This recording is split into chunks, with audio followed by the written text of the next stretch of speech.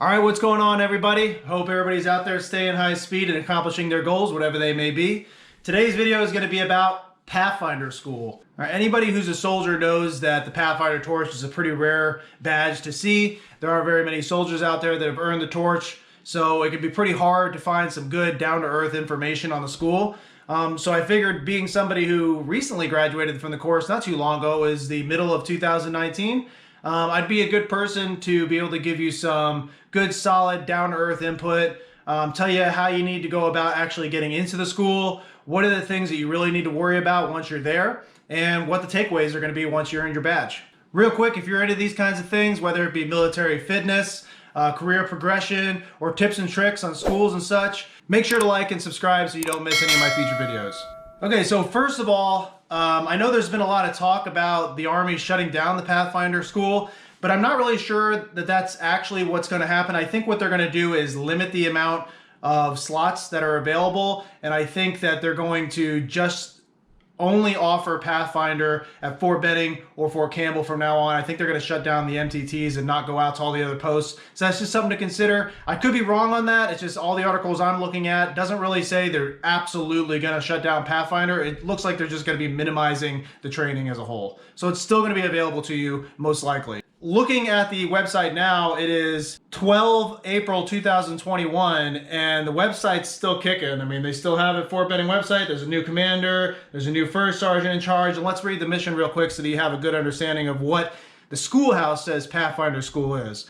Okay, so the mission of the United States Army Pathfinder School is provides a 3-week course in which the student navigates dismounted, establishes and operates a day or night helicopter landing zones, establishes and operates day-night Air Force CARPs, Army GMARS, and VEERS drop zones, conducts sling load operations, provides air traffic control and navigational assistance to rotary wing and fixed wing aircraft. So that's what the mission is. Now let's get into what Pathfinder School really is. Okay, so first of all, growing up in the Army, I always saw the Pathfinder torch badge, and I was always like, man, I gotta have that badge. That's like the coolest thing ever, right? Well, it took me a good 11 years of service to actually make my way down to Pathfinder School, and I was able to make it happen. After the Best Ranger competition, I did very well at the competition, and so when I got back, I asked my commander if I could be rewarded with going to Pathfinder School 2 weeks later, and luckily he said yes, so it worked out for me. So keep that as a lesson learned. If you ever have any sort of achievement during your Army career, even if it's just like passing BLC or passing the board or trying to do well at a Soldier of the Month board or anything that you just went above and beyond on, even if it's just not that big of a deal, always ask for something in return afterwards for your efforts. And that's kind of the snowball effect of career progression and getting what you want out of the Army. It usually works out that way. But anyway, I always thought Pathfinder School was extremely hard to get into. I always envisioned it as getting there, reporting, and there was just an instructor there just waiting to turn you away from the course for not having the correct paperwork or being the incorrect MOS or, you know, something like that. One of those things that you would just think would be the norm for turning away a student at a badge producing school. But when I got there, I was pretty surprised. Okay, so half my class, which was around 60 to 65 soldiers, half that class were walk-ons. There were walk-ons from Fort Bragg, there was dudes from Fort Campbell. They got there at Fort Benning one way or the other, and they just walked on to Pathfinder School. It was really easy.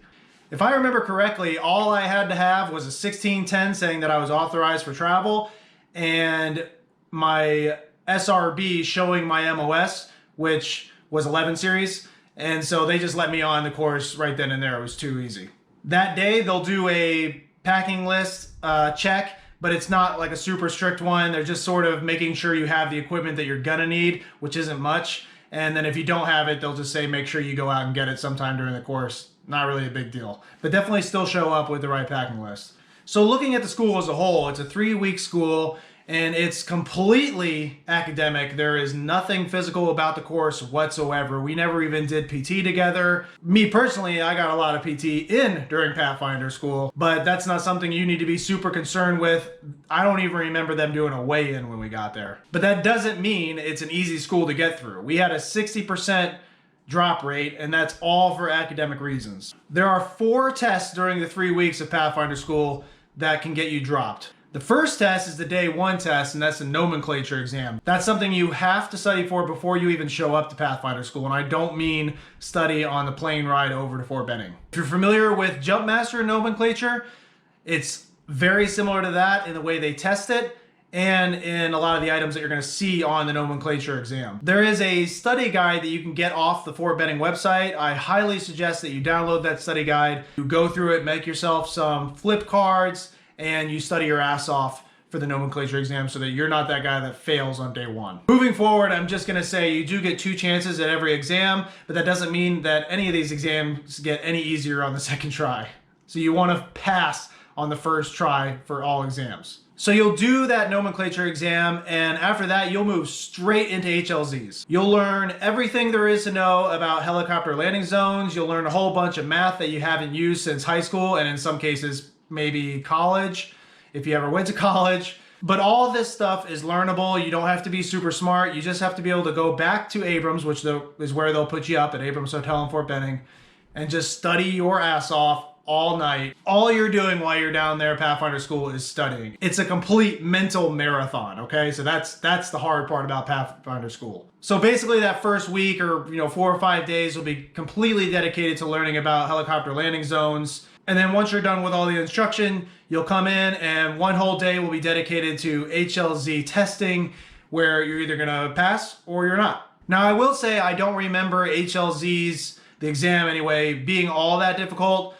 We might have had a couple guys had to retest, maybe 1 drop, something like that, but it really wasn't too bad. But still make sure you're studying constantly. Immediately after HLZs, you'll move into learning about drop zones, DZs. And this is where things really start picking up. This is where things really get hard. You'll have to memorize equations. You can't use notes on any of these tests. You just have to study, study, study, study.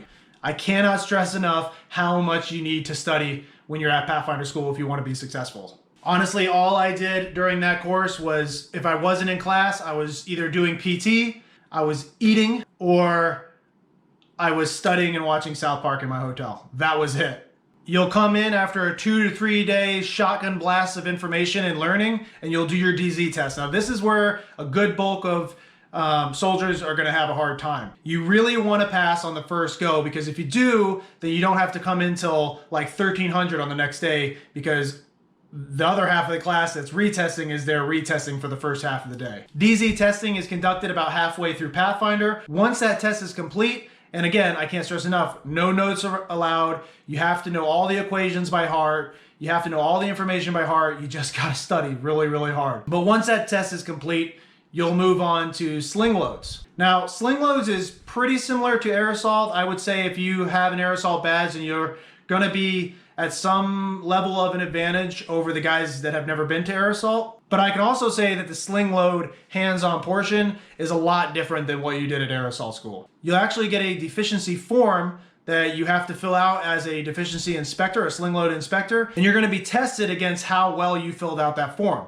I don't remember exactly how the scoring is, but I remember it being extremely critical, and you really just don't want to miss anything on that form. You can't game it. You'll have to know the deficiencies, obviously, but not only that, but you'll have to know how to call out the deficiencies, and you'll have to be able to know what that deficiency is called and how you report the deficiency verbatim. And you have to write that down on the form verbatim. And there are a lot of deficiencies. I want to say like 100 different kinds of deficiencies you can find on these Sling Load setups. Now, as far as advice goes for how to pass Sling Load, all I can say is really pay attention during Sling Load training. Take the extra time that they give you to give you additional hands-on practice. And when you're back at your hotel, study, study, study, study. Make copies of that inspection form and just practice going through the motions of sling loading and filling out that form. Do it over and over and over again. If you have any questions whatsoever and you're not sure about something when it comes down to inspections, just get with the instructors and make sure you know what the right answer is. The one thing about Pathfinder School is nobody's gonna baby you. You're not getting like smoked the entire time. It's very much a gentleman's course. So if you can't go there and be responsible and professional, then you're just not gonna pass the course. I personally don't think that any of the Sling Loads setups, any of the items that you'll actually inspect, are any harder than the others. So try not to focus on that. Don't put any emphasis on any specific Sling Load setup. Just practice them all and make sure you're good on all of them. Now you can download the Sling Load checklist and the verbatim checklist off of Fort Benning as well. I personally wouldn't recommend going through this too much before you show up to the course. I would focus more on just making sure you're good for the nomenclature exam, because there's going to be so much information that you're taking in during the entirety of the course that if you try to juggle different things that you're learning, it's better to just stick to one subject at a time as you make your way through the course, and then you can just brain dump it later. But Sling Load is going to be another portion of the course where you're going to see a lot of loss. About 30% of the students went home after Sling Load, and that was after the 60% of the students went home after DZs. So at this point, we're like 1/3 of the class left. But I don't want those statistics to deter you from going. I'm just giving you the realistic numbers that you can expect and how serious you should be taking this as you make your way through Pathfinder School. Now, once you make your way through Sling Load, it's pretty much easy breezy after that. I think there's only maybe 3 days left of the school as a whole. And what that looks like is your practical exercises where you actually go out as a class, you set up your DZs to standard, and you'll actually conduct a jump, where as a class, you'll be graded as conducting DZ operations, meaning you're not gonna fail. And you also do a Veers drop, which is where you see the legendary Pathfinder pictures of the guys doing the rock on, looking up on the radio, and they're deciding when classmates are gonna jump out of the UH-60 onto a tiny little drop zone, which is a little sketch, but again, you're not gonna fail. If anything, you're just putting everything into practice, having a little fun, smoking and joking, and waiting for graduation at this point. Once graduation rolls around, they'll either do a graduation at the schoolhouse or they'll do it outside where they typically conduct the airborne graduation. Either way, it's not a big fancy graduation. It's actually kind of a small little event, not a big deal. You can invite your family if you want to, but it's not like an on-stage style graduation. It's kind of low-key.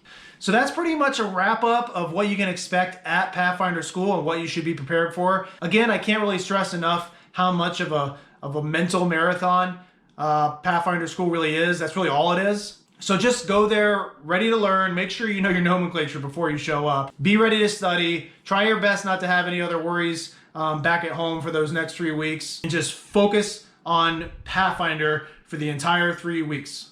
Pathfinder in South Park.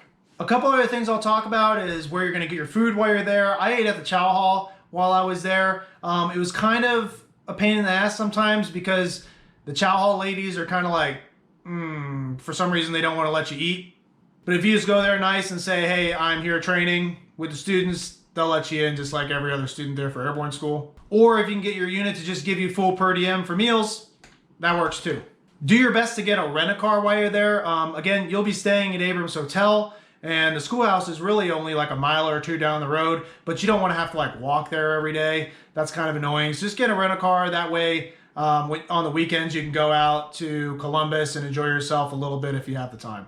I didn't do any drinking while I was at Pathfinder School. I'll be totally upfront with that, but I did go out to Columbus and do a couple long runs down the boardwalk. That was just something that gave me some mental release and took my mind off of Pathfinder just for a few minutes. We'll also have access to all the gyms there. Fort Benning has really good gyms. They're right down the street from the school itself. So you'll be able to get your pump in, no issues there. Highly suggest you're working out while you're at the course. You know where I stand on that. Physical fitness is the foundation of mental toughness. So if you want to do well at an academic school, you got to make sure you're doing PT also. And then last, as far as waivers go, if you're just not really sure you meet the criteria for MOSs, which is available on ATARs, I just don't have access to a government computer at the moment, so I just can't tell you exactly what those MOSs are. But I can say we had tons of MOSs there. They may or may not ask for that waiver. I can assure you, if your commander just writes you a waiver, they're gonna have no issues letting you in on the course. It's not hard to get into Pathfinder School. I wish I would have known that years ago.